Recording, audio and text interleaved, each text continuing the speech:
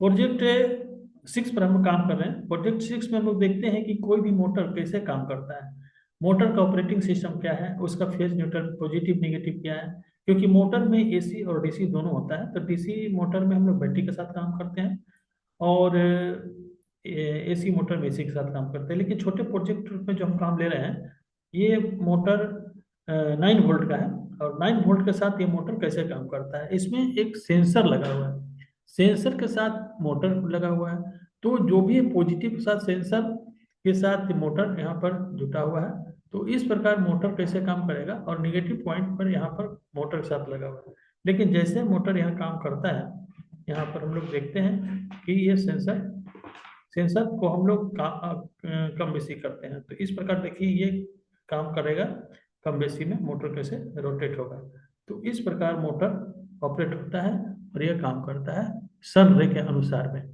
दूसरा टर्मिनल में यहाँ पर दिखा हुआ है, ये रे दिखा रहा है, दूसरा रे यहाँ नहीं दिखा रहा है। तो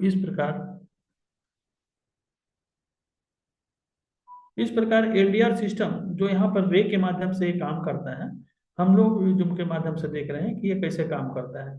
तो जैसे जैसे रे सनलाइट यहाँ पर देते हैं, तो ये एलडीआर काम करता है, और मोटर का जो आरपीएम है घूम रहा है, ये देखिए मोटर का आरपीएम घूम रहा है, जैसे जैसे ही घूमेगा उस प्रकार एलडीआर का सेंसर ये काम करता है। देखिए ये फॉरवर्ड और रिवर्स दोनों साइड में काम करता है, एक फॉरवर्ड में और एक रिवर्स में काम करेगा। मोटर का आरपीएम यहाँ पर दिखा रहा है कि रनिंग पर मिनट कितना मोटर घूम रहा है। ये हम प्रोजेक्ट के माध्यम से देख सकते हैं, लेकिन इसको प्रैक्टिकल के माध्यम से भी देखेंगे तो ये रे के अनुसार जैसे जैसे इसका रे अधिक या कम बेसी होगा, तो मोटर भी इस प्रकार से घूमेगा। और दोनों की पोजीशन देखिए, पर यहाँ पर हम लोग इसको कम कर दिया, मतलब कि जीरो कर दिए, जीरो कर दिया तो ये रुक जाएगा, मतलब सिर्फ आरपीएम कम दिखाया। जैसे जैसे हम लोग रे स्पीड करेंगे उस प्रकार इसके आरपीएम कैपेसिटी बढ़ेगी और मोटर के भी रनिंग कैपेसिटी बढ़ती है। अब इसको हम लोग देखते हैं सर्किट के माध्यम से ये किस प्रकार काम करता है।